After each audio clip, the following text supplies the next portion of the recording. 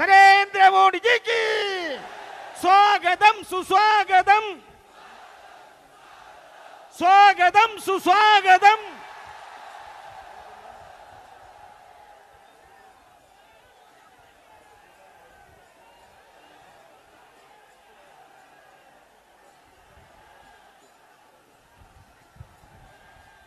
നാം എല്ലാവരും കാത്തിരുന്ന നമ്മുടെ പ്രിയപ്പെട്ട ഇന്ത്യയുടെ പ്രധാനമന്ത്രി ശ്രീ നരേന്ദ്രമോദിജി എത്തിയിരിക്കുന്നു. മോഡിജിയെ സ്വീകരിക്കാൻ വേണ്ടി ഭാരതീയ ജനതാ പാർട്ടിയുടെ ആലപ്പുഴ ജില്ലാ പ്രസിഡന്റ് ശ്രീ കെ സോമൻ, BDJSന്റെ ജില്ലാ പ്രസിഡന്റ് ശ്രീ സുരേഷ് ബാബു സാർ, ശ്രീ ആദരണീയനായ വെള്ളാപ്പള്ളി നടേശൻ, ശ്രീ PC തോമസ്, ഇവരെ 4 പേരെയും ആദരപൂർവ്വം ക്ഷണിക്കുന്നു.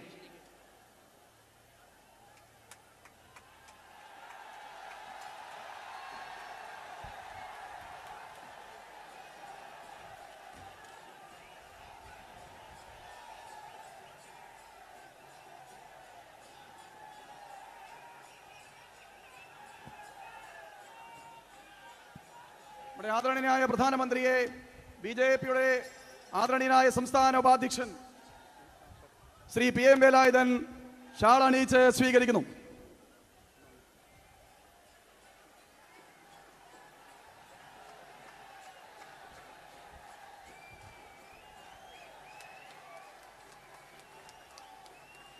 ദേശീയ ജനാധിപത്യ സഖ്യത്തിന്റെ കുട്ടനാട് നിയോജകമണ്ഡലം സ്ഥാനാർത്ഥി ശ്രീ സുഭാഷ് വാസു പ്രധാനമന്ത്രിയെ ഷാൾ അണിയിച്ച് സ്വീകരിക്കുന്നു.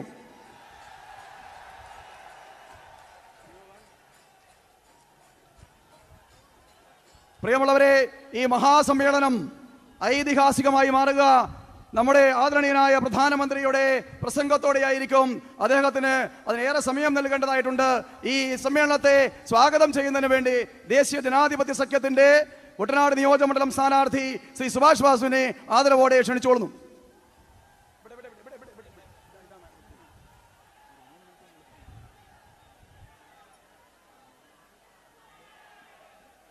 At the very outset, it is my ardent privilege and honor to welcome the most honorable Prime Minister of India, Sri Narendra Modi ji, to the heart of Kuttanad.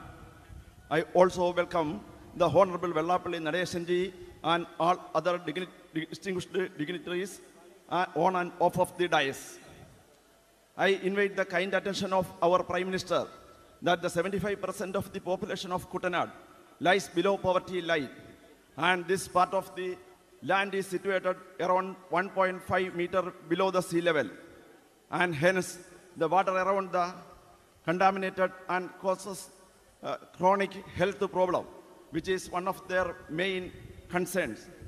The prime demand of the people of Kuttanad is for the drinking water for the very existence of their life. The people of Kuttanad are craving for drop of drinking water all along this year. The UDF and LDF government, those were in power for the last 16 years, have done nothing to address this grave problem of the people of Kuttanad. In this situation, we request the Honorable Prime Minister to provide drinking water, special package for the development of agriculture, health, sanitation, bio-toilet, and making Kuttanad one of the world-class tourist destination, and also for the new education institutions. പ്രിയ സുഹൃത്തുക്കളെ, ഇന്ന് ലോകത്തിൻ്റെ തന്നെ നായകൻ, ഇന്ത്യയിലെ കോടാനുകോടി ജനങ്ങളുടെ രക്ഷകൻ ശ്രീ നരേന്ദ്രമോദിജിയുടെ പാദസ്പർശമേറ്റപ്പോൾ ഇത് കുട്ടനാടിൻ്റെ ദീർഘകാല ദുരിതത്തിന്, ദുഃഖത്തിന്, ശാപമോക്ഷത്തിന് കാലം തുടങ്ങുകയാണ്. കുട്ടനാട്ടിലെ ജനങ്ങളുടെ തീരാശാപമായ കുടിവെള്ള പ്രശ്നത്തിന് ഒരു ശാശ്വത പരിഹാരം ഉണ്ടാകുകയാണ്. നരേന്ദ്രമോദിജിയുടെ കേരളത്തിലേക്കുള്ള വരവ് കേരളത്തിലെ ഒരു രാഷ്ട്രീയ കൊടുങ്കാറ്റ് സൃഷ്ടിച്ചിരിക്കുകയാണ്. ഈ കാറ്റ് കേരളത്തിൽ ആകമാനം ആഞ്ഞടിക്കുമ്പോൾ കേരളത്തിൻ്റെ ശാപമായ ഇടതു വലത് മുന്നണികൾ എന്നേക്കുമായി ഈ മണ്ണിൽ നിന്നും പറിച്ചെറിയപ്പെടും. 19-ാം തീയതി വോട്ടെണ്ണി കഴിയുമ്പോൾ കേരളത്തിൽ NDA മുന്നണി അധികാരത്തിൽ എത്തിച്ചേരും. അതിനോടൊപ്പം തന്നെ കുട്ടനാട്ടിലെ അമ്മമാരുടെ, സഹോദരിമാരുടെ ദീനരോധനങ്ങൾ, ആവശ്യങ്ങൾ കേരള നിയമസഭയിൽ മുഴങ്ങിക്കേൾക്കുവാൻ ഓരോ വോട്ടും ഗുണം ചിഹ്നത്തിൽ എനിക്ക് നൽകി വിജയിപ്പിക്കണമെന്ന് താഴ്മയെ അപേക്ഷിച്ചുകൊണ്ട് ഒരിക്കൽ കൂടി രാജ്യത്തിൻ്റെ രക്ഷകൻ ശ്രീ നരേന്ദ്രമോദിക്ക് നിങ്ങളുടെ ഓരോരുത്തരുടെയും പേരിൽ സ്വാഗതം ആശംസിച്ചു നിർത്തുന്നു. നന്ദി, നമസ്കാരം.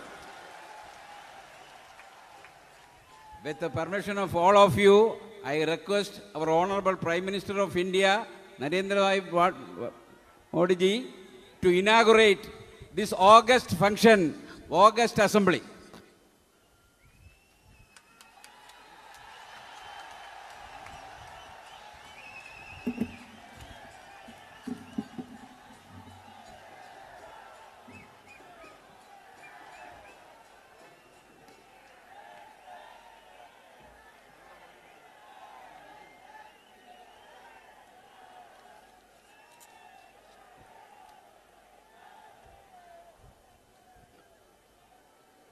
मंच पर विराजमान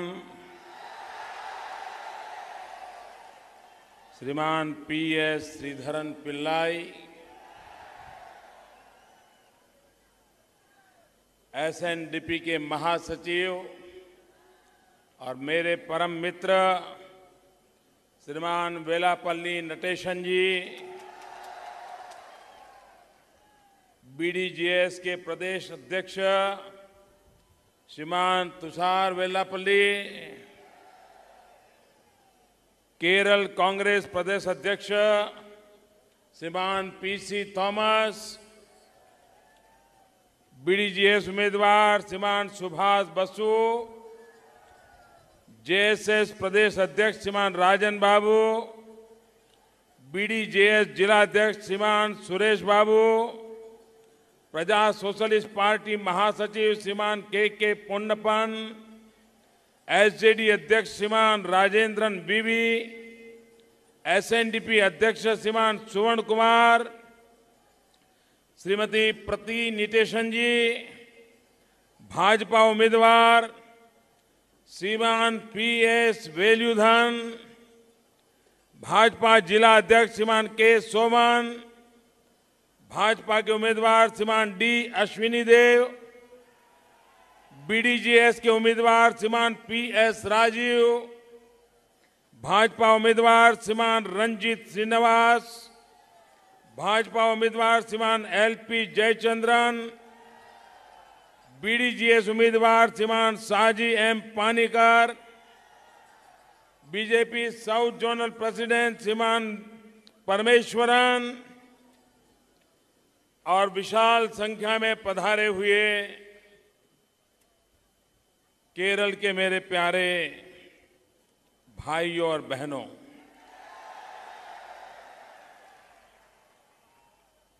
ഈ മൈതാനത്ത് തടിച്ചുകൂടിയിരിക്കുന്ന കേരളത്തിലെ എൻ്റെ പ്രിയപ്പെട്ട സഹോദരി സഹോദരന്മാരെ, मैं हेलीकॉप्टर से देख रहा था कि जितने लोग मैदान में हैं उससे डबल लोग मैदान के बाहर हैं। ഞാൻ ഹെലികോപ്റ്ററിൽ ഇരുന്ന് നോക്കുകയായിരുന്നു. ഈ മൈതാനത്തുള്ളതിൽ ഇരട്ടി ആൾക്കാർ മൈതാനത്തിന് വെളിയിലുണ്ട് എന്ന് എനിക്ക് കാണുവാൻ സാധിച്ചു. ये मैदान छोटा पड़ गया, बहुत बड़ी संख्या में लोग उस मकान के पीछे खड़े हैं, वे मुझे देख भी नहीं पा रहे हैं, शायद मुझे सुन भी नहीं पा रहे होंगे। उसके बावजूद भी एनडीए के सभी उम्मीदवारों को आशीर्वाद देने के लिए आए, मुझे आशीर्वाद देने के लिए आए, और इसलिए मैं यहां आए सबका हृदय से आभार व्यक्त करता हूं। അതുപോലെ തന്നെ ഈ മൈതാനം വളരെ ചെറുതാണ്. ഈ മൈതാനത്തിൻ്റെ അങ്ങേയറ്റത്ത് ആ കെട്ടിടത്തിൻ്റെ അപ്പുറത്ത് നിൽക്കുന്ന ആ ജനസഞ്ചയത്തിന് എന്നെ കാണുവാൻ സാധിക്കില്ല എന്നെനിക്കറിയാം, അതുപോലെ തന്നെ കേൾക്കുവാനും സാധിക്കില്ല എന്നറിയാം. പക്ഷേ ഇത്രമാത്രം ആബാലവൃന്ദം ജനങ്ങൾ എൻഡിഎയുടെ സ്ഥാനാർത്ഥികളെ ആശീർവദിക്കുന്നതിന് വേണ്ടി, എന്നെ ആശീർവദിക്കുന്നതിന് വേണ്ടി വന്ന നിങ്ങളോട് ഞാൻ ആദ്യമായിട്ട് നന്ദി രേഖപ്പെടുത്തുകയാണ്. भाइयों बहनों, जो लोग दिल्ली में रहते हैं उनको अंदाज नहीं होगा कि इस बार केरल के चुनाव ने कैसे रंग बदला है, कैसे रूप बदला है और केरल के लोगों ने अपने सपनों को पूरा करने के लिए कैसा संकल्प किया है, वो तो यहाँ आने के बाद ही पता चलता है। ഡൽഹിയിലിരിക്കുന്നവർക്ക് ഈ കേരളത്തിലെ രാഷ്ട്രീയത്തിൽ ഉണ്ടാകുന്ന നിറം മാറ്റത്തെ പറ്റി, രൂപമാറ്റത്തെ പറ്റി അവിടെ ഇരുന്നാല് മനസ്സിലാകില്ല. കേരളത്തിൽ വന്നു കഴിഞ്ഞ ഈ ജനസഞ്ചയത്തെ കണ്ടാൽ മാത്രമേ കേരളത്തിലെ ജനങ്ങള് ഈ തെരഞ്ഞെടുപ്പില് തങ്ങളുടെ സ്വപ്നം സാക്ഷാത്കരിക്കുവാൻ പോകുകയാണ് എന്ന്, അവരുടെ ലക്ഷ്യം സാധിക്കുവാൻ പോകുകയാണെന്ന് മനസ്സിലാകുകയുള്ളൂ. आजकल आप अगर कोई दिल्ली से जो टीवी चैनलें चलती है तो उसमें लगातार खबर आती है कि फलाना प्रदेश, फलाना इलाका, वहाँ पीने का पानी नहीं है, पीने के पानी की मुश्किल है, कई राज्यों की बातें आती है। लेकिन दिल्ली वालों को पता नहीं है कि केरल जैसे प्रदेश में ये ऐसी जगह है जहां आजादी के 70 साल हुए, चारों तरफ पानी है लेकिन लोगों को पीने का पानी उपलब्ध नहीं है। ഡൽഹിയിലോ അനേകം ചാനലുകളിലോ ഈ രാജ്യത്തെ അനേകം സംസ്ഥാനങ്ങളിലെ ഗ്രാമങ്ങളിലോ കഥകൾ വരാറുണ്ട്. അവിടെയൊന്നും കുടിവെള്ളമില്ല, മറ്റൊരു സ്ഥലത്ത് കുടിവെള്ളമില്ല എന്നൊക്കെ പറഞ്ഞുകൊണ്ടുള്ള വാർത്തകൾ വരാറുണ്ട്. പക്ഷേ ആ ഡൽഹിയിലിരിക്കുന്നവർക്ക് ഈ കേരള സംസ്ഥാനത്ത് ഇങ്ങനെയൊരു സ്ഥലമുണ്ട്.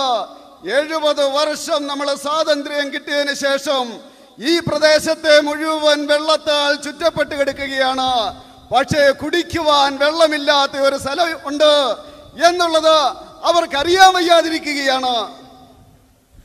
आजादी के 70 साल होंगे अगले साल और यहां पर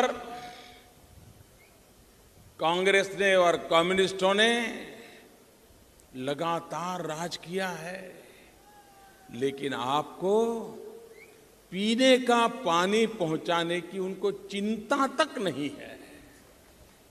ഈ സ്വാതന്ത്ര്യത്തിന്റെ 70 വർഷം കഴിഞ്ഞിട്ട് ഈ കേരളത്തിലെ കോൺഗ്രസ്സുകാരും കമ്മ്യൂണിസ്റ്റുകാരും മാറി മാറി ഭരിച്ചു. ഈ 70 വർഷം കഴിഞ്ഞിട്ടും അവര് കുടിക്കുവാനുള്ള വെള്ളം ജനങ്ങൾക്ക് കൊടുക്കുവാൻ അവർക്ക് കഴിഞ്ഞില്ല എന്നുള്ളത് ലജ്ജാകരമാണ്. जो लोग 70 साल तक आपको पीने का पानी नहीं दे पाए, क्या उनको चुनाव में वोट देना चाहिए? 70 വർഷ കാലഘട്ടമായിട്ട് നിങ്ങൾക്ക് കുടിവെള്ളം തരാത്തവർക്ക് ഈ തെരഞ്ഞെടുപ്പില് വോട്ട് കൊടുക്കേണ്ടതുണ്ടോ? मैं आपसे जवाब चाहता हूं। നിങ്ങളുടെ മറുപടി കേൾക്കുവാൻ ആഗ്രഹിക്കുന്നു. ऐसे लोगों को सजा करनी चाहिए कि नहीं करनी चाहिए? അങ്ങനെയുള്ളവർക്ക് ശിക്ഷ കൊടുക്കുവാനുള്ള അവസരമാണത്. ऐसे सबके सबको पराजित करके घर भेजना चाहिए कि नहीं भेजना चाहिए? അവരെ എല്ലാം പരാജയപ്പെടുത്തിട്ട് അവരുടെ വീട്ടിലേക്ക് അവരെ ഓടിക്കേണ്ടിയിരിക്കുന്നു. आप लोगों ने हर 5 साल के बाद सरकार तो बदली, लेकिन आपका भविष्य नहीं बदला। 5 വർഷത്തിന് ശേഷം നിങ്ങൾ ഇവിടെ സർക്കാരുകളെ മാറി മാറി പ്രതിഷ്ഠിച്ചു കൊണ്ടിരിക്കുകയാണ്. പക്ഷേ നിങ്ങളുടെ ജീവിതത്തിന്റെ അവസ്ഥ ഇതുവരെയും മാറിയിട്ടില്ല. आप तय करिए कि आपको सिर्फ सरकार बदलनी है कि आपका भविष्य बदलना है। നിങ്ങൾക്ക് തീരുമാനിക്കാം, സർക്കാരിനെ മാറ്റിക്കഴിഞ്ഞാലോ നിങ്ങളുടെ ഭാവി തന്നെ മാറുന്ന ഒരു അവസ്ഥയാണ് ഉണ്ടാകുവാൻ പോകുന്നത്. जब तक आप इन दोनों को बारी बारी से बिठाते रहोगे, वे कभी आपकी परवाह नहीं करेंगे। നിങ്ങൾ ഈ രണ്ടു കൂട്ടരെയും ഇങ്ങനെ മാറി മാറി പ്രതീക്ഷിച്ചുകൊണ്ടിരിക്കുകയാണെങ്കിലോ തീർച്ചയായിട്ടും നിങ്ങളുടെ ആഗ്രഹത്തിനനുസരിച്ച് അവർ പ്രവർത്തിക്കില്ല എന്ന് പറയുവാൻ ആഗ്രഹിക്കുകയാണ്. एक बार कांग्रेस और मार्क्सिस्ट कम्युनिस्ट दोनों को घर भेजोगे तब उनको समझ आएगा कि सरकार लोगों के लिए होती है. ഒരു പ്രാവശ്യം ഈ കോൺഗ്രസുകാരെയും കമ്മ്യൂണിസ്റ്റുകാരെയും വീട്ടിലിരുത്തുവാൻ നമ്മൾ തയ്യാറാകുകയാണ് എങ്കിൽ അവർക്ക് മനസ്സിലാകും സർക്കാർ എന്ന് പറയുന്നത് ജനങ്ങൾക്ക് വേണ്ടിയാണെന്ന്. आपने देखा होगा संगीत में एक जुगलबंदी होती है. जुगलबंदी, कोई फ्लूट बजाता है तो दूसरा तबले पे ताल देता है, एक वाद्य बजाता है तो दूसरा बजाता है. ये केरल में कम्युनिस्टों की और कांग्रेस की करप्शन करने के लिए बड़ी गजब की जुगलबंदी है. നിങ്ങൾ സംഗീതത്തില് ജുഗൽബന്ദി കണ്ടിട്ടുണ്ട്. ഒരു കൂട്ടര് ഫ്ലൂട്ട് വായിക്കുമ്പോൾ മറ്റൊരു കൂട്ടര് തബലിയടിക്കുന്നത് കാണുവാൻ സാധിക്കും. കേരളത്തെ സംബന്ധിച്ചിടത്തോളം ഈ കോൺഗ്രസുകാരുടെയും കമ്മ്യൂണിസ്റ്റുകാരുടെയും അഴിമതി എന്ന് പറയുന്നത് അവരുടെ ജുഗൽബന്ദിയാണ് എന്ന് പറയുവാൻ ഞാൻ ആഗ്രഹിക്കുകയാണ്. इन दोनों ने तय किया है कि 5 साल हम भोगेंगे, फिर 5 साल तुम मजा लेना, फिर 5 साल हम मजा लेंगे, फिर 5 साल तुम मजा लेना. न तुम्हारे पाप मैं देखूंगा, न मेरे पाप तुम देखोगे, न तुम्हारी फाइल मैं खोलूंगा, न मेरी फाइल तुम खोलोगे, न मैं तुम्हें जेल भेजूंगा, न तुम मुझे जेल में भेजोगे. हम दोनों 5-5 साल भागीदारी करके ये लूटते रहेंगे, केरल को बर्बाद करते रहेंगे. അവർ രണ്ടു കൂട്ടരും ഇങ്ങനെ 5 വർഷം ഭരിച്ചുകൊണ്ട് മുന്നേറുന്ന അവസരത്തിൽ അവർ ചെയ്യുന്നത് എന്താണ്? നിങ്ങൾ 2 വർഷം ഭരിച്ചോ എന്ന്, 5 വർഷം ഭരിച്ചോ എന്ന് ഒരു കൂട്ടർ പറയും. അതിനുശേഷം ഞങ്ങൾ ഭരിച്ചോളാം, അതിനുശേഷം നിങ്ങൾ ആസ്വദിക്കുക, അതിനുശേഷം ഞങ്ങൾ സുഖിക്കാം. അങ്ങനെ നിങ്ങളുടെ പാവങ്ങളെ ഞങ്ങൾ തൊടില്ല, ഞങ്ങളുടെ പാവങ്ങളെ നിങ്ങൾ തൊടണ്ട, ഞങ്ങളുടെ അഴിമതിയെ നിങ്ങൾ തൊടണ്ട, നിങ്ങൾ ജയിലിൽ അയക്കരുത്, നിങ്ങളെ ഞങ്ങൾ ജയിലിൽ അയക്കില്ല എന്ന് പറഞ്ഞുകൊണ്ട് രണ്ടു കൂട്ടരും കൂടെ അങ്ങനെ കൂടിക്കൊണ്ട് ഈ നാട്ടിലെ ജനങ്ങളെ കബളിപ്പിക്കുകയാണ് കേരളത്തിൽ ചെയ്യുന്നത്. कांग्रेस भ्रष्टाचार करने का अपना स्वभाव नहीं छोड़ती और कम्युनिस्ट हिंसा करने का अपना स्वभाव नहीं छोड़ते हैं. കോൺഗ്രസുകാർക്ക് അഴിമതിയാണ് ജന്മസിദ്ധമായിട്ട് കിട്ടിയിരിക്കുന്നതെങ്കിൽ കമ്മ്യൂണിസ്റ്റുകാരെ സംബന്ധിച്ചിടത്തോളം അക്രമമാണ് അവരുടെ മാർഗമെന്ന് പറയാൻ ആഗ്രഹിക്കുകയാണ്. और इस देश की जनता को भ्रष्टाचार के प्रति इतना गुस्सा है. एक जमाना था राजीव गांधी 400 से भी ज्यादा सीटें लेकर के पार्लियामेंट में जीत करके आए थे, और इस चुनाव में आपने देखा 400 में से जनता ने उनको 40 पर ला करके खड़ा कर दिया, 40 पे खड़ा कर दिया. അഴിമതിയെ സംബന്ധിച്ചിടത്തോളം ഭാരതത്തിലെ ജനങ്ങളുടെ മനോഭാവം എന്താണെന്ന് നമുക്ക് മനസ്സിലാക്കുവാൻ സാധിക്കും. ഒരു കാലഘട്ടത്തില് രാജീവ് ഗാന്ധി 400-ലേറെ സീറ്റുകൾ നേടിക്കൊണ്ട് പാർലമെന്റിൽ ചെന്നിട്ട് ഈ രാജ്യം ഭരിച്ചതാണ്. കഴിഞ്ഞ തിരഞ്ഞെടുപ്പിൽ നമുക്ക് കാണുവാൻ സാധിച്ചു ആ 400-ൽ നിന്നും 40-ലേക്കായിട്ട് കോൺഗ്രസ് ചുരുങ്ങിയിരിക്കുന്നത് നമുക്ക് കാണുവാൻ സാധിക്കും. राजीव गांधी कहते थे कि दिल्ली से 1 रुपया निकलता है तो केरल के गांव में जाते जाते 15 पैसा हो जाता है.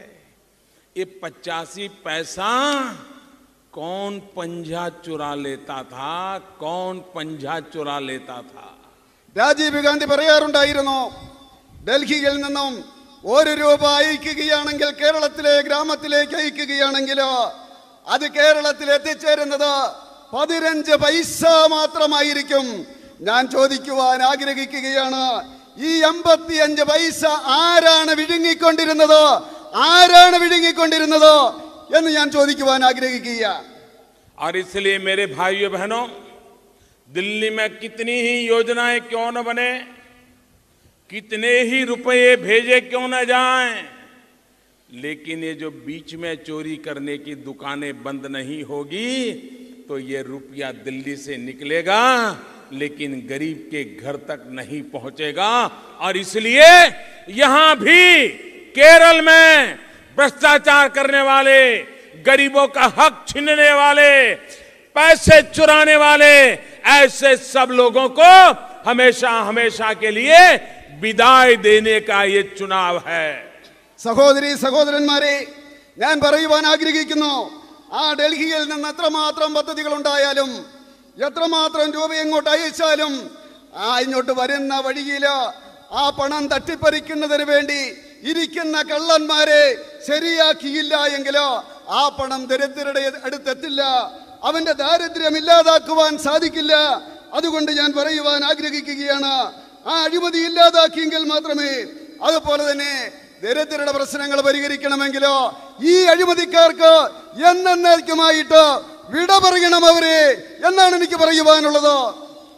दिल्ली में जो कांग्रेस की सरकार थी उसने कोयले में रुपये खाए, 2G में खाए, 3G में खाए, न जाने कितने कितने G में खाए, रुपये ही खाते रहे. കോൺഗ്രസിന്റെ ഭരണകാലഘട്ടത്തിലോ ഡൽഹിയിൽ അവർ കൽക്കരിയുടെ ആ അഴിമതിയിലൂടെ തിന്നു, 2Gയുടെ പണം തിന്നു, 3Gയുടെ പണം തിന്നു. എനിക്കറിയില്ല എത്രമാത്രം ജിയുടെ പണം, ജികളുടെ പണം അവര് തിന്നു എന്നറിയത്തില്ല. ഒരു കാര്യം അറിയാം, രൂപയാണത് അവർ തിന്നുകൊണ്ടിരുന്നത് ആ കാലഘട്ടത്തില്. केरल सरकार में तो उनसे भी बड़े बड़े दिग्गज बैठे हैं. उन्होंने तो कोयले में से खाया था, 2G में से खाया था. इन्होंने तो सोलार में से भी खा लिया, सूरज में से भी खा लिया. കേരളത്തിൽ അവരെ കഴിഞ്ഞ് വിദഗ്ധരായിട്ടുള്ളവരാണ് ഇവിടെ ഭരിക്കുന്നത്. ഡൽഹിയിലിരുന്നുകൊണ്ട് കൽക്കരിയാണ് തിന്നതെങ്കിലോ അതുപോലെ തന്നെ 2G ആണ് തിന്നതെങ്കിലോ കേരളത്തിലിരിക്കുന്ന ഭരണാധികാരികള് സോളാറിനെ പിടിച്ചുകൊണ്ടാണ് അഴിമതി കാണിക്കുന്നത്. നാണമില്ലേ എന്ന് ചോദിക്കുകയാണ്. सरेआम तपते सूरज में से चोरी कर सकते हैं तो अंधेरी रात में क्या क्या नहीं करते होंगे. ഈ സൂര്യനിരിക്കുന്ന സൂര്യനെ നിങ്ങള് കക്കുകയാണെങ്കിലോ ആ രാത്രിയുടെ അന്ധകാരത്തില് നിങ്ങൾ എന്തൊക്കെയാണ് ചെയ്യുന്നതെന്ന് എങ്ങനെ അറിയുവാൻ സാധിക്കും? और इसलिए मेरे भाइयों बहनों, जब आपने हमें दिल्ली में बिठाया, आपने हमें आशीर्वाद दिया, भले हमें केरल में से कोई सीट नहीं मिली, लेकिन राजनीति में पूरा हिंदुस्तान हमारे लिए एक है. ഈ ജനങ്ങളെന്നെ ഡൽഹിയിലോ ഇരുത്തുകയുണ്ട്, ഭരണത്തിലോ ജനങ്ങൾ എനിക്ക് ആശീർവാദം തന്നു. കേരളത്തിൽ നിന്ന് ഒരു സീറ്റ് പോലും കിട്ടിയില്ല എങ്കിലും രാഷ്ട്രീയത്തിലെ ആശയത്തിന്റെ അടിസ്ഥാനത്തിലോ ഒരു വിട്ടുവീഴ്ചയുമില്ലാതെ ഈ രാജ്യത്തിന്, ഈ സംസ്ഥാനത്തിന് വേണ്ടി നമ്മൾ പ്രവർത്തിച്ചു കൊണ്ടിരിക്കുകയാണ്. हम औरों के जैसे नहीं है कि आपने हमें सीट नहीं दी तो अब हमारा आपका भला नहीं करेंगे. हमारे वो संस्कार नहीं है. केरल ने आज हमें मौका नहीं दिया था, लेकिन इस चुनाव में मौका देगा, ये हमारा पूरा विश्वास है. കേരളത്തിൽ നിന്ന് സീറ്റ് കിട്ടിയില്ല എന്നോർത്തുകൊണ്ട് കേരളത്തിന് വേണ്ടിയുള്ള പ്രവർത്തനങ്ങള് അതിശക്തിയായിട്ട് നടത്തിക്കൊണ്ടിരിക്കുകയാണ്. അതിനെ തടയുകയില്ല. അത് നമ്മുടെ സംസ്കാരമല്ല. പക്ഷേ പറയുവാൻ സാധിക്കും, ഈ തിരഞ്ഞെടുപ്പില് കഴിഞ്ഞ തിരഞ്ഞെടുപ്പില് ആയിരിക്കില്ല. ഈ തിരഞ്ഞെടുപ്പില് തീർച്ചയായിട്ടും കേരളത്തിലെ ജനങ്ങള് നമ്മളെ സഹായിക്കുക തന്നെ ചെയ്യുമെന്നുള്ള കാര്യത്തില് യാതൊരു സംശയവും വേണ്ട. केरल से हमें एक भी MP नहीं मिला था, लेकिन केरल मेरा है. കേരളത്തിൽ നമുക്കൊരു സീറ്റും കിട്ടിയില്ല, പക്ഷേ കേരളം എന്റേതാണ്. केरल का सुख दुख मेरा है. കേരളത്തിന്റെ സുഖവും ദുഃഖവും എന്റേതാണ്. केरल के दुख के साथ दिल्ली को खड़ा रहना चाहिए, ये मेरा संकल्प है. കേരളത്തിന്റെ ദുഃഖത്തോടൊപ്പം ഡൽഹി ഉണ്ടായിരിക്കണമെന്നുള്ളത് എന്റെ ലക്ഷ്യമാണ്. और इसलिए जब मुझे 2 MP नियुक्त करने का हक था, तो मैंने दोनों MP केरल से नियुक्त किए. एक श्रीमान रिचर्ड हे और दूसरे श्रीमान सुरेश गोपी. इनको मैंने केरल से सांसद बनाया. കേരളത്തിലെ 2 എംപിമാരെ നോമിനേറ്റ് ചെയ്യുവാനുള്ള അവസരം വന്ന അവസരത്തില് ഞാൻ കേരളത്തിൽ നിന്നാണ് 2 എംപിമാരെ തിരഞ്ഞെടുത്തത്. ഒന്ന് റിച്ചാർഡ് ഹേ, രണ്ടാമത്തത് സുരേഷ് ഗോപി. जब यूपीए की सरकार थी, केरल से सारे कांग्रेस के एमपी चुन करके गए थे और सबरीमलाई में एक दुर्घटना हुई थी, सैकड़ों लोग मारे गए थे, लेकिन दिल्ली से प्रधानमंत्री को केरल के आंसू पहुंचने के लिए समय नहीं था. अभी एक मंदिर में पटाखे फोड़ने का हादसा हो गया, 100 से ज्यादा लोग मर गए. घंटों के भीतर दिल्ली का प्रधानमंत्री केरल पहुंच गया और हर दुखियारों के साथ खड़ा रह गया. യുപിഎ ഭരിച്ചിരുന്ന കാലഘട്ടത്തിലോ കോൺഗ്രസ് ഭരിച്ചിരുന്ന കാലഘട്ടത്തിലോ ഈ കേരളത്തിൽ നിന്ന് അനേകം കോൺഗ്രസുകാർ തിരഞ്ഞെടുക്കപ്പെട്ട് ഡൽഹിയിൽ പോയിരുന്നു. ശബരിമലയില് ആ അവസരത്തിൽ ഒരു ദുരന്തമുണ്ടായി, 100 കണക്കിന് ഭക്തര് മരിക്കുകയുണ്ടായി. പക്ഷേ ഡൽഹിയിലിരുന്ന പ്രധാനമന്ത്രി കേരളത്തിലെ ജനങ്ങളുടെ കണ്ണീരൊപ്പുന്നതിന് വേണ്ടി കേരളത്തിൽ വന്നില്ല. പക്ഷേ ഈ അടുത്ത കാലഘട്ടത്തില് കൊല്ലത്തെ ക്ഷേത്രത്തില് ഒരു അപകടമുണ്ടായി. അവസരത്തിൽ മണിക്കൂറുകൾക്കുള്ളില് ഇന്ത്യയുടെ പ്രധാനമന്ത്രി ഇവിടെ എത്തുകയും ജനങ്ങളുടെ കണ്ണീരൊപ്പുകയും ചെയ്തൊരു കാര്യം ഞാൻ ഓർമ്മിപ്പിക്കുകയാണ്. इतना ही नहीं, अभी मैं सऊदी अरेबिया गया था, बहुत काम था मेरे जिम में, लेकिन उसके बावजूद भी मैंने कहा बाकी काम तो करूंगा, राजा से मिलूंगा, राजा के साथियों को मिलूंगा, लेकिन मेरे लिए जरूरी है कि मेरे केरल के जो नौजवान सऊदी में मजदूरी करते हैं, मैं पहले उनको मिलने जाऊंगा. और मैं उनके बीच गया, उनके साथ खाना खाया और उनके सुख दुख को बांटा. മാത്രമല്ല, ഞാൻ ഈ അടുത്ത കാലത്ത് സൗദിയിൽ പോകുകയുണ്ടായി. അനേകം കാര്യങ്ങൾ ചെയ്യുവാനുണ്ടായിരുന്നു. രാജാവിനെ കാണണമായിരുന്നു, രാജാവിന്റെ സഹപ്രവർത്തകരെ കാണണമായിരുന്നു. ഞാൻ പറഞ്ഞു അതൊക്കെ പിന്നെ ചെയ്യാം, എനിക്ക് എന്റെ കേരളത്തിലെ സഹോദരന്മാരെ ചെറുപ്പക്കാരെ കാണണം, ഇവിടെ അവർ ജോലി ചെയ്യുന്നത് കാണണം, അവരുടെ അടുത്തേക്ക് എനിക്ക് പോകണം എന്ന് ഞാൻ പറഞ്ഞു. ഞാൻ പോയി അവരോടൊപ്പം ഇരുന്നു കൊണ്ട് ഞാൻ ഭക്ഷണം കഴിക്കുകയും ചെയ്തു.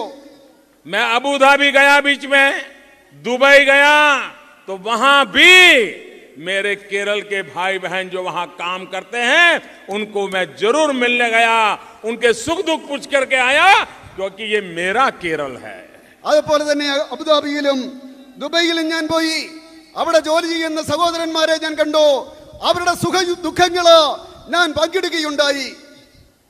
भाइयों बहनों, केरल में हर चुनाव ने केरल के लोगों को बांटने का काम किया है. कभी जाति में बांटा, कभी धर्म में बांटा. ये ऐसा चुनाव है जहां मैं ये बांटने वालों से मुक्ति दिलाने आया हूं. और हम सब मलयाली इस भाव से इस चुनाव में लड़े और इस भाव से केरल में सरकार बनाए. കേരളത്തിലെ തെരഞ്ഞെടുപ്പ് കാലഘട്ടത്തിലോ ഇവിടുത്തെ മുന്നണികൾ ചെയ്യുന്നത് ഈ നാട്ടിലെ ജനങ്ങളെ വിഭജിക്കുകയാണ്. ജാതിയുടെ അടിസ്ഥാനത്തിലോ മതത്തിന്റെ അടിസ്ഥാനത്തിലോ ജനങ്ങളെ വിഭജിച്ചുകൊണ്ട് വോട്ട് നേടാനാണ് ശ്രമിക്കുന്നത്. പക്ഷേ ഈ തെരഞ്ഞെടുപ്പിൽ ഞാൻ പറയുവാൻ ആഗ്രഹിക്കുകയാണ്, അങ്ങനെയുള്ള തെറ്റുകളിൽ നിന്ന് മുക്തമാകേണ്ടിയിരിക്കുന്നു. നമ്മളെല്ലാവരും മലയാളികളാണ്.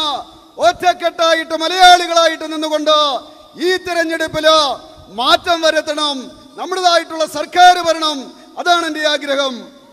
कोई चर्च में जाता होगा, कोई मस्जिद में जाता होगा, कोई मंदिर में जाता होगा, लेकिन हम सब इस केरल की धरती के मलयाली हैं. इस भाव से चुनाव में एक बन करके काम करे. देखिए केरल का भाग्य बदलता है कि नहीं बदलता है. ചിലര് പള്ളിയിൽ പോകുന്നുണ്ടാകും, ചിലര് മസ്ജിദിൽ പോകുന്നുണ്ടാകും, ചിലർ ക്ഷേത്രങ്ങളിൽ പോകുന്നുണ്ടാകും. പക്ഷേ എല്ലാവരും സഹോദരന്മാരാണ്, ഒരേ ഒരു മലയാളിയാണ്. ആ മലയാളിയുടെ അടിസ്ഥാനത്തില് ഒറ്റക്കെട്ടായിട്ട് നിന്നുകൊണ്ട് ഈ സംസ്ഥാനത്തിന്റെ ഭാവിയെ മാറ്റിമറിക്കാൻ വേണ്ടി ഒറ്റക്കെട്ടായിട്ട് നിന്നുകൊണ്ട് അതിനുവേണ്ടിയുള്ള പ്രവർത്തനം നടത്തണമെന്നാണ് എനിക്ക് പറയുവാനുള്ളത്. भाइयों बहनों, देश को भ्रष्टाचार ने तबाह किया है और लोगों ने भी मान लिया है, राजनीतिक नेताओं ने मान लिया है, पॉलिटिकल पार्टियों ने मान लिया है कि अब तो भ्रष्टाचार से ही गुजारा करना पड़ेगा, वो तो जिंदगी का हिस्सा बन गया, अब भ्रष्टाचार से मुक्ति नहीं हो सकती है। ऐसी एक निराशा का माहौल इन सभी दलों ने बनाया हुआ है। സഹോദരി സഹോദരന്മാരെ, ഈ രാജ്യത്ത് അഴിമതി വരുന്ന അവസരത്തില് അഴിമതിയുണ്ട് എന്ന് പറഞ്ഞുകൊണ്ട് ജനങ്ങൾ അതിനെ അംഗീകരിക്കുന്നു, രാഷ്ട്രീയ നേതാക്കന്മാർ അംഗീകരിക്കുന്നു, രാഷ്ട്രീയ പാർട്ടികൾ അംഗീകരിക്കുന്നു. ഈ അഴിമതിയിൽ നിന്ന് നമുക്ക് മുക്തമാകാൻ സാധ്യമല്ല എന്ന് പറയുന്നു. അങ്ങനെ ഒരു നിരാശയുടേതായിട്ടുള്ള അന്തരീക്ഷം ഉണ്ടാക്കി തീർക്കുകയാണ് ഇവർ ചെയ്തത്. भाइयों बहनों, मैं आपको बताता हूं, 2 साल हो गए दिल्ली में मुझे, जो दिल्ली भ्रष्टाचार का बहुत बड़ा कीला बन गया था, आज दिल्ली में भ्रष्टाचार का एक आरोप हमारी सरकार पर नहीं लगा है. സഹോദരി സഹോദരന്മാരെ, ഡൽഹിയിൽ നമ്മുടെ സർക്കാർ ഉണ്ടായിട്ട് 2 വർഷം കഴിഞ്ഞിരിക്കുന്നു. അതിനു മുമ്പ് ഡൽഹി എന്ന് പറയുന്നത് അഴിമതിയുടെ കേന്ദ്രമായിരുന്നു. ഇന്ന് ഈ സർക്കാരിനെതിരെ ആരും അഴിമതിയുടേതായിട്ടുള്ള ഒരാരോപണം പോലും ഉന്നയിക്കുവാൻ തയ്യാറായിട്ടില്ല എന്ന് പറയുവാൻ ഞാൻ ആഗ്രഹിക്കുകയാണ്. आप देखिए, हमारे देश में गैस का कनेक्शन, घर में रसोई गैस चाहिए चूल्हा चलाने के, खाना पकाने के लिए किचन में, वो रसोई गैस लेने के लिए भी भ्रष्टाचार करना पड़ता था. നിങ്ങൾ നോക്കൂ, നമ്മുടെ അടുക്കളകളില് ആ ഗ്യാസ് കണക്ഷൻ കൊടുക്കുന്നതിന് വേണ്ടി അടുക്കളയിൽ നമുക്ക് ഭക്ഷണം ഉണ്ടാക്കുന്നതിന് അങ്ങനെ ഗ്യാസ് കണക്ഷൻ കൊടുക്കുന്നതിന് അഴിമതി ചെയ്തുകൊണ്ടിരുന്നവരാണ് ഇവര്. एक जमाना था पार्लियामेंट के मेंबर को, एमपी को 25 कूपन मिलता था गैस के लिए, और वो लोगों को गैस का कूपन देता था, और अपने इलाके में 25 लोगों को अगर गैस दिलाता था तो बहुत बड़ा काम माना जाता था. और कुछ एमपी तो काले बाजारी में गैस की कूपन बेचते थे, ऐसी खबरें अखबारों में छपती थी. ഒരു കാലഘട്ടമുണ്ടായിരുന്നു, നമ്മുടെ പാർലമെന്റിലെ അംഗങ്ങൾക്ക് ഈ ഗ്യാസ് കണക്ഷൻ 25 ഗ്യാസ് കണക്ഷൻ കൊടുക്കുവാനുള്ള അവസരമുണ്ടായിരുന്നു. എംപിമാർക്കന്ന് കൂപ്പൺ കൊടുക്കുമായിരുന്നു. അവരുടെ പ്രദേശങ്ങളിലോ അങ്ങനെ ആൾക്കാർക്ക് കൊടുക്കുവാൻ വേണ്ടിയായിരുന്നു. ആ കാലഘട്ടത്തില് ഈ കരിഞ്ചന്തയിൽ നിന്ന് എംപിമാരുടെ ഈ കൂപ്പൺ കിട്ടിക്കൊണ്ടിരുന്ന ഒരു കാലഘട്ടമുണ്ടായിരുന്നു. मैंने तय किया कि जो मेरी माताएं बहनें रसोई गैस के लिए अगर उनको इतना भ्रष्टाचार करना पड़ता है, मैं इसको खत्म करके रहूंगा. और भाइयों बहनों, हमने सब्सिडी सीधी खाते में जमा कराना शुरू कर दिया. और जब सीधी खाते में जमा कराना शुरू किया तो करोड़ों करोड़ों लोग ऐसे मिले जिनका कोई अता पता ही नहीं था, लेकिन गैस का सिलेंडर के नाम पर सब्सिडी जाती थी. हर वर्ष 21,000 करोड़ रुपीस, 21,000 करोड़ रुपये सरकार की तिजोरी से सिर्फ गैस के काम में चोरी होता था. आज भाइयों बहनों, बैंक के अकाउंट में डायरेक्ट जमा करने के कारण सारी चोरी बंद हो गई, भ्रष्टाचार गया. അതുപോലെ തന്നെ നമ്മൾ തീരുമാനിച്ചു, ഈ ഗ്യാസിന്റെ കാര്യത്തിൽ, അടുക്കളയിലെ ഗ്യാസിന്റെ കാര്യത്തിൽ അഴിമതി അവസാനിപ്പിക്കണമെന്ന് നമ്മൾ തീരുമാനിച്ചു. അതുകൊണ്ട് സബ്സിഡി കൊടുക്കുന്നത് അത് നേരിട്ട് ബാങ്ക് അക്കൗണ്ടിലേക്ക് കൊടുക്കുവാൻ വേണ്ടി നമ്മൾ തീരുമാനിച്ചു. അങ്ങനെ തീരുമാനിച്ച അവസരത്തിൽ കോടിക്കണക്കിന് കണക്ഷനുകൾ എവിടെ അപ്രത്യക്ഷമായെന്നറിയില്ല, അനേകം കണക്ഷനുകൾ വ്യാജമായിരുന്നു. സർക്കാരിന്റെ ഖജനാവിലേക്ക് വരേണ്ടിയിരുന്ന 21 കോടി രൂപയുടെ കുറവായിരുന്നു ഉണ്ടായിരുന്നത്. ഈ സർക്കാർ വന്നതിന് ശേഷം അങ്ങനെ ഒരു പൈസ പോലും നഷ്ടപ്പെടുന്നില്ല. കാരണം ബാങ്ക് അക്കൗണ്ടിലേക്കാണ് പണം കൊടുക്കുന്നത്, സബ്സിഡി കൊടുക്കുന്നത്. किसान को यूरिया लेने के लिए, खेत में यूरिया के लिए काला बाजारी करनी पड़ती थी, ज्यादा दाम देने पड़ते थे, यूरिया मिलता नहीं था. मुझे मुख्यमंत्री पहले चिट्ठी लिखा करते थे कि मोदी जी हमारे राज्य में यूरिया नहीं आया. इस वर्ष किसी मुख्यमंत्री ने मुझे चिट्ठी नहीं लिखी। इस वर्ष यूरिया के लिए कहीं किसानों को कतार में खड़ा नहीं रहना पड़ा। इस वर्ष यूरिया के लिए किसी भी किसान को कालेबाजारी नहीं करनी पड़ी।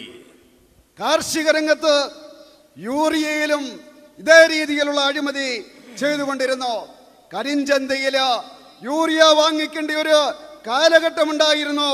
ഞാൻ അധികാരത്തിൽ വന്ന ആദ്യ വർഷം തന്നെ പല മുഖ്യമന്ത്രിമാരും പറയുകയുണ്ടായി, മോഡിജി ഈ യൂറിയ കിട്ടണമെങ്കിൽ കരിഞ്ചന്തയിൽ പോകേണ്ടി വരും എന്ന് പറയുന്നുണ്ടായിരുന്നു.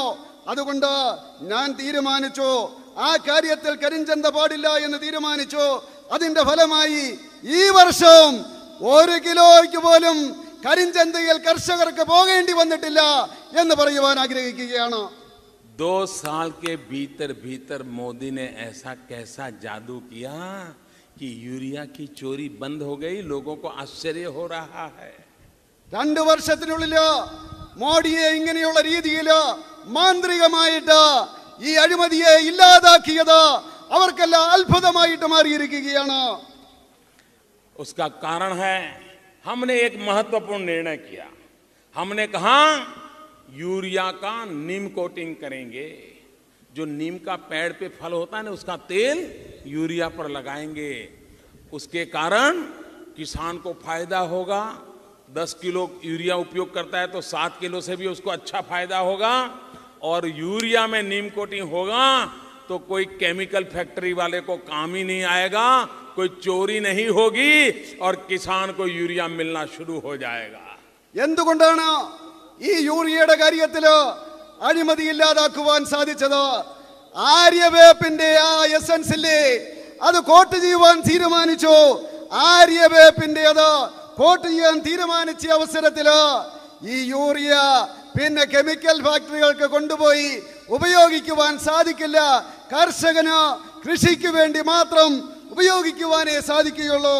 10 കിലോ കിട്ടേണ്ട കർഷകന് 10 കിലോ കിട്ടുന്ന അവസരമുണ്ടായി. യൂറിയയ്ക്ക് യാതൊരു ദാരിദ്ര്യവുമില്ലാതായി.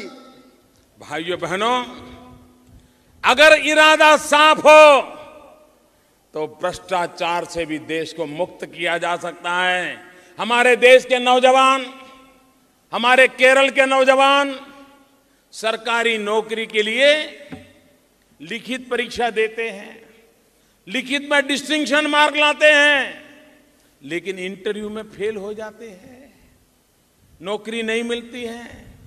लिखित परीक्षा पास होने के बाद जब इंटरव्यू का कॉल आता है तो नौजवान ये ढूंढने निकलता है इंटरव्यू कौन लेने वाला है, बीच में कोई सिफारिश है कि नहीं, किसी की पहचान है कि नहीं, ताकि कोई रिश्वत के देकर के भी कहीं नौकरी लग जाऊं।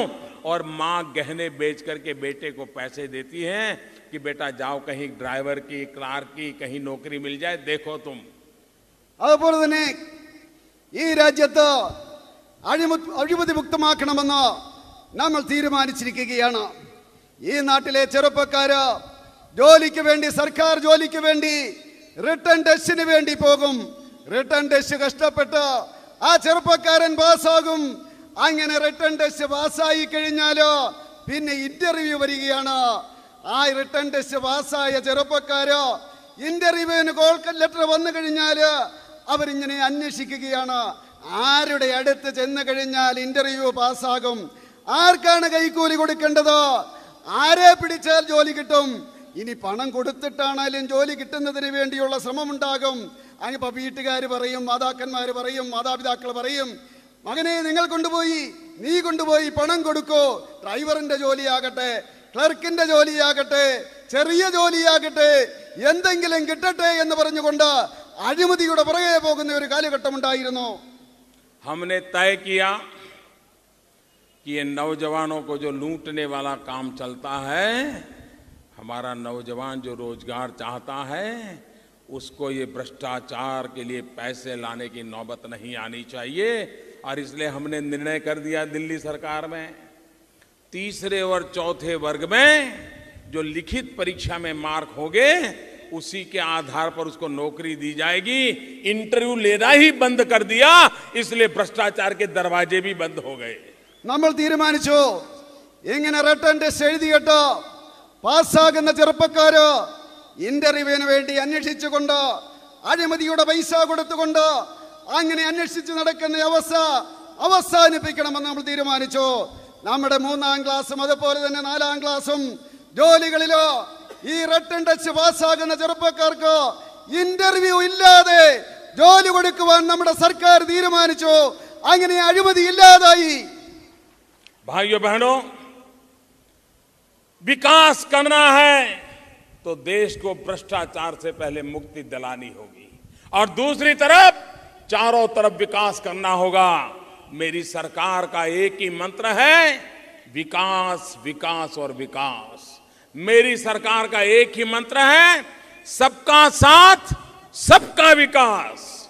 സഹോദരി സഹോദരന്മാരെ, ഈ രാജ്യത്ത് വികസനം ഉണ്ടാകണമെങ്കിലോ അഴിമതി ഇല്ലാതാകണം. 4 വശത്തും അഴിമതിയാണ് എങ്കിലോ ഈ വികസനം ഉണ്ടാവില്ല.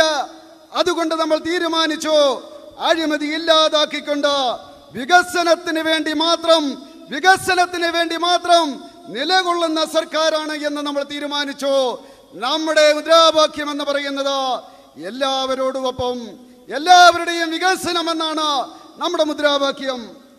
और इसलिए मेरे भाइयों बहनों, भारतीय जनता पार्टी और एनडीए के हमारे सभी साथी केरल के विकास के लिए हम आपसे वोट मांगने आए हैं।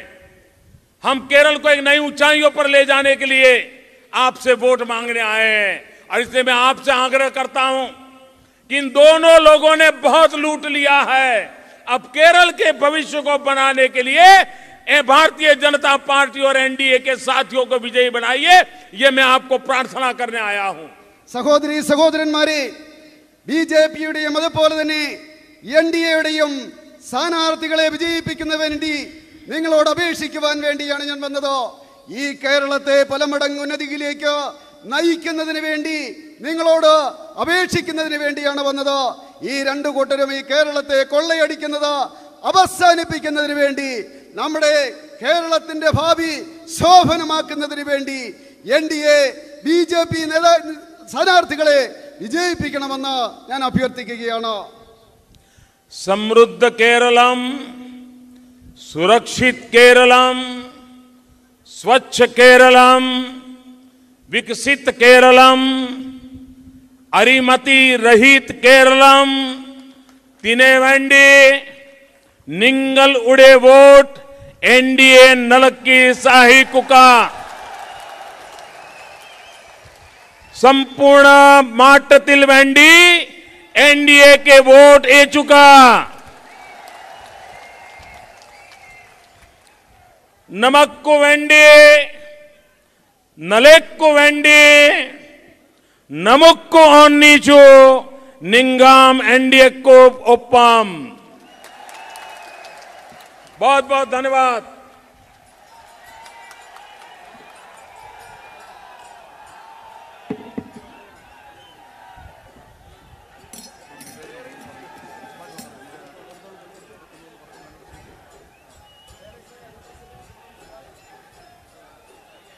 നമ്മുടെ കുട്ടനാടിന്റെ കാർഷിക പ്രശ്നങ്ങൾക്ക് പരിഹാരമുണ്ടാകണമെന്ന് അപേക്ഷിച്ചുകൊണ്ട് കുട്ടനാടൻ ജനതയെ കാർന്നു തിന്നുന്ന ക്യാൻസർ ബാധയിൽ നിന്നും ഈ പ്രദേശത്തെ രക്ഷിക്കണമെന്ന് അപേക്ഷിച്ചുകൊണ്ട് കുട്ടനാടിന്റെ ദേശീയ ജനാധിപത്യ സഖ്യത്തിന്റെ സ്ഥാനാർത്ഥി ശ്രീ സുഭാഷ് ബാസു ആദരണീയനായ പ്രധാനമന്ത്രിക്ക് നിവേദനം നൽകിയിരിക്കുകയാണ്.